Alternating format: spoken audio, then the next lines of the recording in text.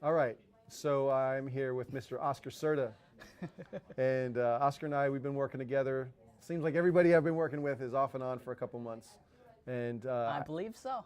I think I had you as a student at one point too, right? Yes, sir, for character modeling.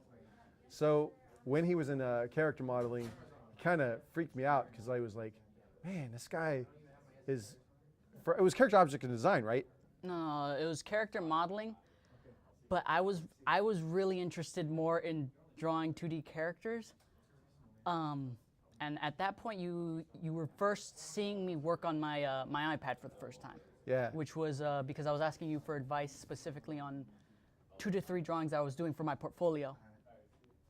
And every so often, I'd come back and talk to you after class to show you my progress and how to do rim lighting, because that's right. specifically what I started developing when after I initially met you. Yeah, and like, you know, up until the point where I met Oscar, everybody who I was really coaching along in the class, they mostly were character people. And then he started showing me his environment work. And I was just floored and blown away because I think you were 2 or 3 quarters ready to graduate, right? Yes, sir. And like his level of environment work was already in a professional level. I mean, like this right here is even one of the pieces that you had in class, if I remember correctly. Yes, sir. And it was amazing. And what really got me is, and we'll try to post it up later, is that one piece you did of the cityscape when you had that nice. The Neon City. Yeah, man, it was so beautiful. There's a few cities that I have in the pipeline and a few cities I've completed since then that I would like to showcase at some point.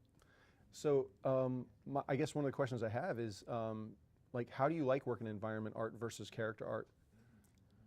Honestly, it wasn't my first choice. My first sketchbooks were very much single character, each page. I wanted to just develop, okay, this character uses, for example, like when I first got my first sketchbook in Arizona, when I was, I think, in like first year middle school, my first thing was, okay, I have this character, this Japanese character that uses flails. And I wanted to get him in the book. And then I wanted to get another character in the book, and another character in the book, and another character in the book. And I'd always want to make sure that where they were standing looked right, but I never really took into mind that I was doing it better than the characters themselves. Mm. It wasn't until maybe high school that people started bringing up that I should do more environments. But again, I came in more for character. Yeah, man. One of the things that really got me on his critiques is that I would watch him like lay out his composition, and he would make a new layer in his Photoshop, and he would just draw the golden mean like right on top of his work, and just have everything work together in a spiral composition. It's one of the things I've noticed that that I do better in environments than for my characters, but it reminds me to always flip the image as well. It's kind of like my my checklist. It's okay, after I do this layer, check the ratio. If it looks right, okay, flip it to make sure it looks right in the other direction. And then flip it back and start working on it again. Yeah, and honestly, like I had seen that technique done by professionals and tutorials online and stuff, but he was the first person I had ever met that actually watched him do it, and the technique made so much sense, and his layout and his composition makes so much sense, and really advise a lot of you younger people who are trying to understand composition, environment composition, and concepts. Go ahead and try it. Look it up. It's the golden ratio or the golden mean on how to do composition. I've never been really good at remembering the names of each theory, but I try to make sure that I always nail the feel for the world.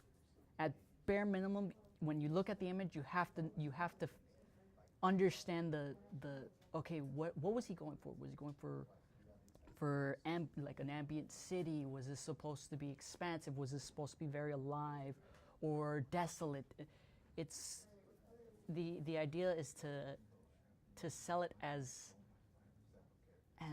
a world building piece. So it's a part. It's if you're going to build one piece, you're going to have to build. If you're going to build a city, okay, who are the inhabitants? Why would the neon lights be prevalent? What era is it? What are the villains? What are the vehicles like? Are there animals there? Or is that important? It's all of those little things that you have to show without showing them sometimes. And I hope that I can prove other artists in my community that I can do it. Yeah, well, I know you can. That's not. I don't have any doubt about that.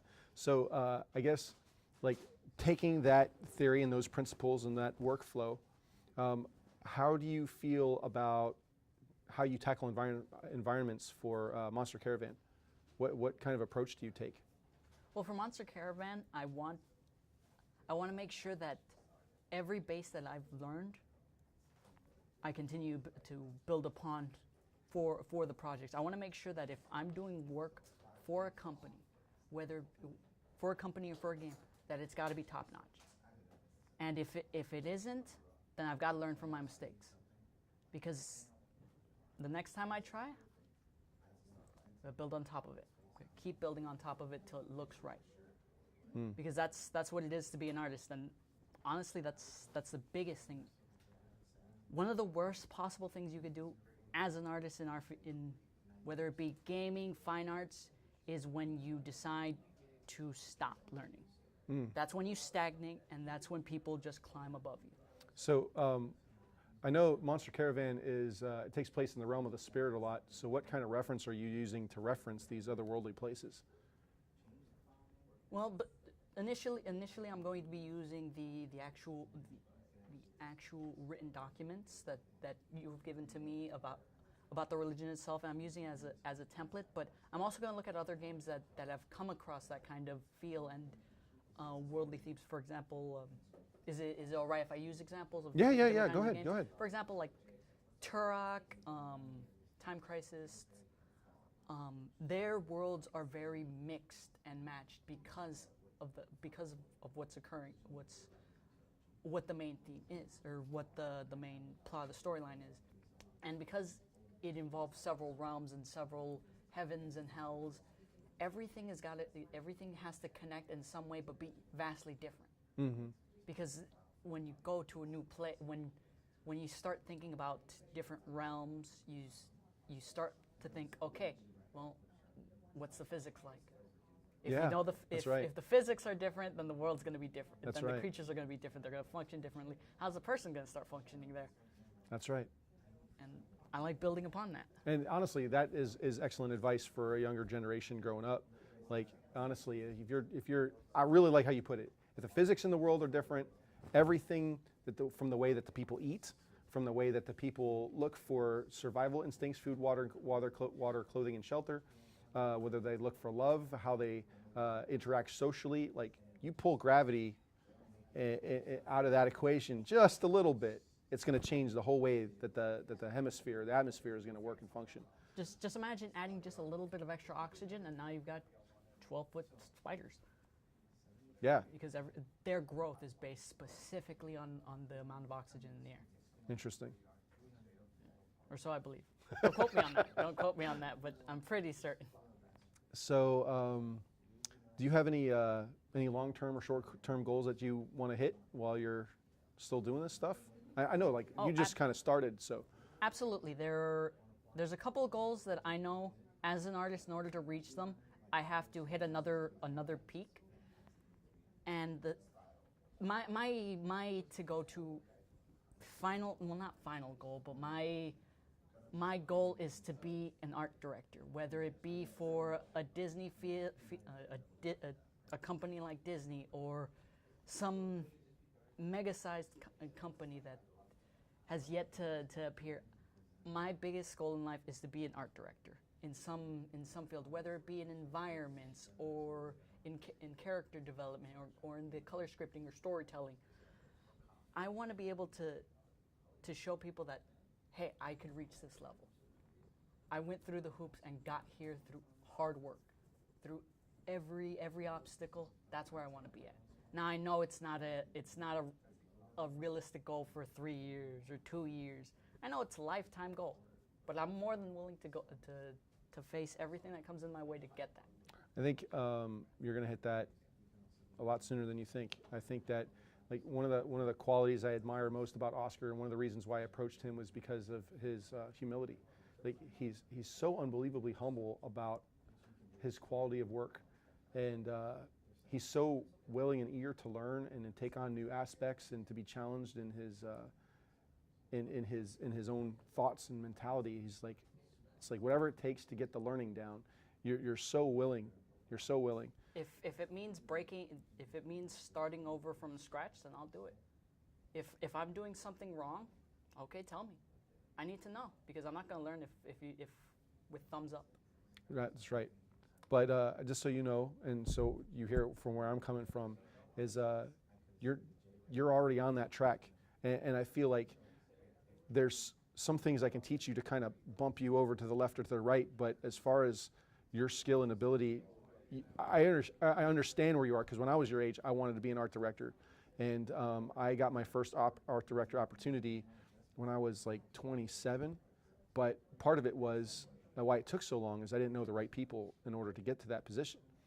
But you know, I feel like that opportunity is going to hit you a lot faster than it hit me, because you have people that are going to help guide you in the right spot. So I want you guys to pay attention to his work. I'm going to put some stuff on the website under partners. Oscar will have his own little tab. I don't know, do you update your website? How can people reach you?